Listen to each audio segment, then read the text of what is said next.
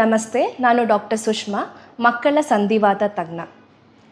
Immunity ಅಥವಾ ರೋಗ ನಿರೋಧಕ ಶಕ್ತಿಯು ನಮ್ಮನ್ನು ಹೊರಗಿನ ಸೋಂಕುಗಳಿಂದ ರಕ್ಷಿಸುತ್ತೆ. ಆದರೆ ಇದೇ ಇಮ್ಯುನಿಟಿನಲ್ಲಿ ಏರುಪೇರುಂಟಾದಾಗ ಈ ಇಮ್ಯುನಿಟಿ ನಮಗೆ ತೊಂದರೆ ಕೊಡಬಹುದು. ಅದನ್ನು ಆಟೋ ಇಮ್ಯುನಿಟಿ ಅಂತ ಕೂಡ ಹೇಳ್ತೀವಿ. ಇದು ಮಕ್ಕಳಲ್ಲಿ ಕೂಡ ಕಾಣಿಸ್ಕೊಳ್ಬಹುದು. ಬೆಳೆಯೋ ಮಕ್ಕಳಲ್ಲಿ ನೋವು ಸಾಧಾರಣವಾಗಿ ಕಾಣಿಸ್ಕೊಂಡ್ರೂ ಕೂಡ ಈ ನೋವು ಬೆಳಗಿನ ಜಾವನೂ ಕಂಡುಬರೋದಾಗಲಿ, ಕೀಲುಗಳಲ್ಲಿ ಊತ ಕಾಣಿಸೋದಾಗಲಿ, ಕೀಲುಗಳಲ್ಲಿ ಸ್ಟಿಫ್ನೆಸ್ ಅಥವಾ ಗಟ್ಟಿತನ ಕಾಣಿಸೋದು ಸಂಧಿವಾತದ ಲಕ್ಷಣಗಳಾಗಿರಬಹುದು. ಜೊತೆಗೆ ಸತತವಾಗಿ ಬರುವಂಥ ಜ್ವರ, ಮೈಮೇಲೆ ಗಂಧೆಗಳು ಕಾಣಿಸ್ಕೊಳ್ಳೋದು ಇವು ಕೂಡ ಸಂಧಿವಾತದ ಜೊತೆಗಿನ ಲಕ್ಷಣಗಳಾಗಿರಬಹುದು. ಈ ರೀತಿ ರೋಗ ಲಕ್ಷಣಗಳು ನಿಮ್ಮ ಮಕ್ಕಳಲ್ಲಿ ಕಂಡುಬಂದರೆ ಕೂಡಲೇ ಪೀಡಿಯಾಟ್ರಿಕ್ ರುಮಟಾಲಜಿಸ್ಟನ್ನು ಸಂಪರ್ಕಿಸಿ. ಧನ್ಯವಾದಗಳು.